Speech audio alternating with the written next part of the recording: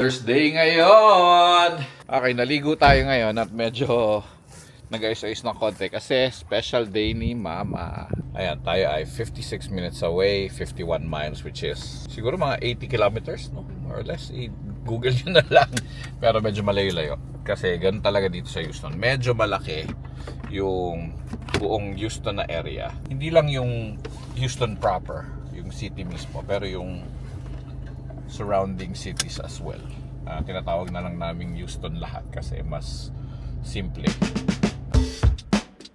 Akala nyo sa Pilipinas may traffic din dito pag na-aksidente. Pero ito isang pinagkaiba. Tingnan nyo. Kaya rinig nyo. Wala nagbubusina. No. Hindi nagbubusina mga tao dito sa Texas kasi lahat ng tao dito may baril sa sasakyan. Ayaw nilang magkaaway-away. So, everyone's polite. Well, not everyone, pero karamihan ng tao polite. Ba't ka natawa, be? Why you laughing? You don't agree? She doesn't agree na polite ang lahat ng tao. Hindi naman lahat talaga, syempre. Hindi naman mangyayari yun na polite talaga lahat. Di ba, ma? Meron talagang mga, blank, kumbaga. Minsan nagmamadali lang din yung mga tao, di ba? Or, I don't know. Usually, pag bumubusina yung mga tao, yung unang pumapasok sa isip ko, hindi sila taga-Texas siguro. Ewan ko lang pero sa West Texas, nung nandun kami dati sa disyerto, tsaka dito, tsaka sa East Texas, sa Tyler, na tinirahan din namin, hindi mahilig magbusina yung mga tao. Naalala ko nga nung bagong lipat pa lang kami sa Tyler. May tumatawid kasi sa gilid dito. So, nasa right lane kami. Kakanan yung kotse sa harap namin. Nag-green yung yung ilaw. Tapos nasa likod niya ako. Nagtataka ako ba't di siya tumatakbo. Binusinahan ko. Nagalit sa akin. Sabi, tignan mo yun daw. Parang ganun. So, Venyas na ganun. Tapos nagalit. Kasi nga, it's not polite. It's rude dito sa Texas pag bumubusina ka sa ibang tao. Sa Pilipinas kaya, pag uwi natin, hindi naman ako magdadrive. Ewan ko lang. Siguro magdadrive din kasi sa Mindanao naman yun. Magdadrive din naman ako. Pero ewan ko lang kung ano magiging reaction ko. Hindi naman mainitin yung ulo ko. Kaya okay lang. Pero baka magugulat ako sa mga busina. I don't know. We'll see.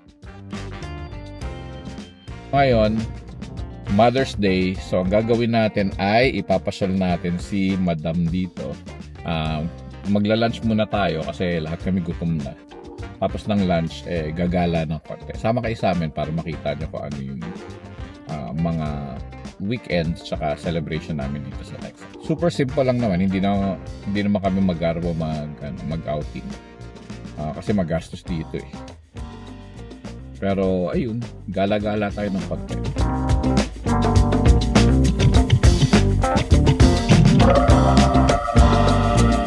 Gutom na ako. Ingat po tayo sa kalye. Bomba.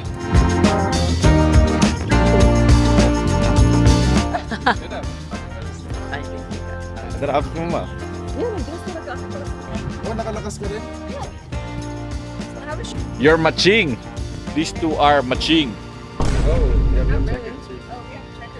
Yeah. Yan, dito tayo sa Katie Mills Mall.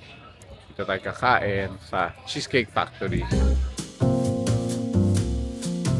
Grabe. Daming tao.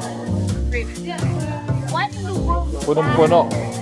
Mother's Day talaga. Do I have a menu? I have like a whole friggin' book. Dami masyadong choices. Ilang pages ko? 21 pa pages sa studyhan mo? 21 pages, tapos meron pang skinny menu.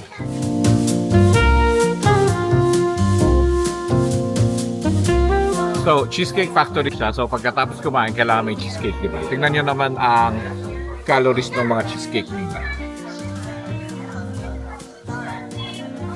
Kita nyo? Oh my God. So, 1,500 calories daw, ano ba? I-divide mo sa 4 kasi apat ay kakain. Dalawa kukunin natin. Oh no. So 3,000 calories, 750 calories pag share namin. Mahaba-habang lakad yun. Kasi dalawa lang ang kunin namin kasi by the time na busog pa tapos namin kumain, Wala na space actually for cheesecake for dessert. Pero Cheesecake Factory kakain pa rin tayo. Tapos makikita nyo mamaya yung konti may libre silang patinapay. Want to sawa yung tinapay dito. Pasweet-sweet ka kunyari. Huh? Thank you.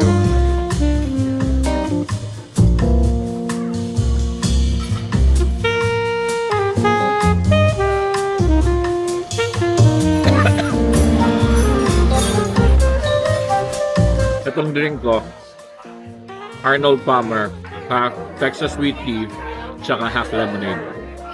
Sarap.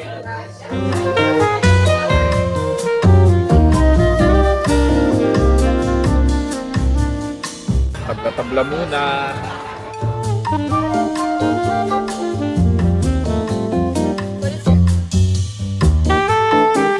Go. Sarap ka dito. Sarap pa. Ayaw niya kasi ng Italian na spaghetti maasim. Ayaw niya yun. Gusto niya yung Filipino siya.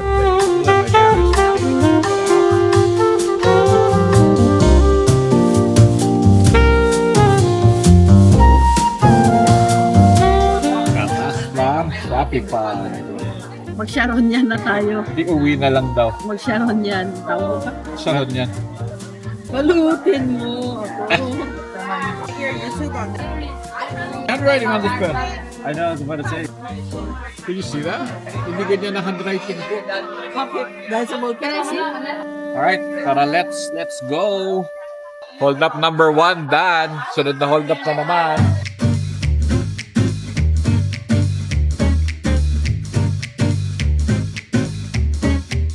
Kuya, you take a picture. What about my picture? Oh, you lead the way. Kate Spade, oh. Demi more. Demi more. Oh, 70 off mo. Tingin tayo. Gusto mo? Oh. O, sige, tingin tayo.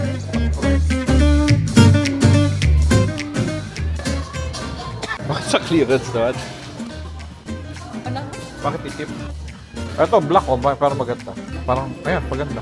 Gano'n naman. Oh, kamahal. Kano ba? Ha? Discount ba? Ano Oh. lang yan, 111 yata, 110. Oh, It's 111. 70 plus 20%. So, para 400 plus. Let me come back. Ayun pala si ate. Mother's Day. $35 na lang daw yun. Di ba? Hindi pwede sa Pilipinas kailangan may zipper. Kasi nanakawin. Ito babae ito. Oh, there's a Ma, zipper. ano binigay sa'yo? Flowers. Wala pa kailangan kong binili. Para hindi ka na makalabas dito na walang binili. Ito may zipper. Oh. Oh, yan. Ito mas maganda tong style, no?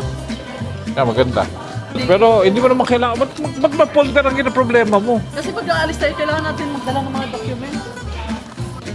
Problema mo, folder mo sa dula. Bakit mo gagawin mo ito mag-a-apply ng trabaho? Sa dula, NBI clearance, ano pa? Birth certificate, marriage certificate. Wala ka ba black? Hindi na ako eh. O, di, kunin mo na yan. Tinang gusto mo? Balik lang tayo dito. Dito pa tayo. Balik. Thank you. Balik lang daw kami, malamang hindi na babalik yan. Style dito eh. Balik lang tayo, tapos sabi ako, ayaw na mamili. Tapos, oh, those are nice. Thank you. Submitting Oh. your truck. For sure. Okay. Sige, sama na kayo doon. That's everything? Yep. Oh, basta. You got everything? Sige.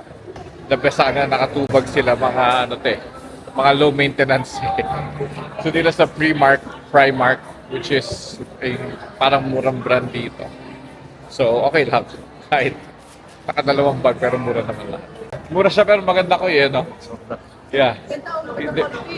They're nice. They're nice things. Maganda sila pero mura. Nakailan? Anim na Oh my God. TMI. 6 na bara daw.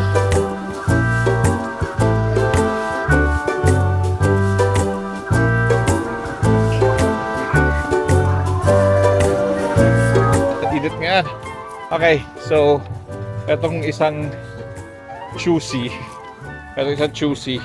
Walang napili para sa Mother's Day. So, saan tayo punta? Sa outlet. Sa outlet. Siyempre, hanap pa rin na mura. Yan na tumatanda.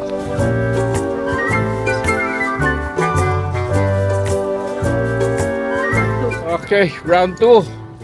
Dito tayo sa Premium Outlet. Kaya fossil tayo ngayon. Titingin si Kuya. And you give him one to Mama? Magic!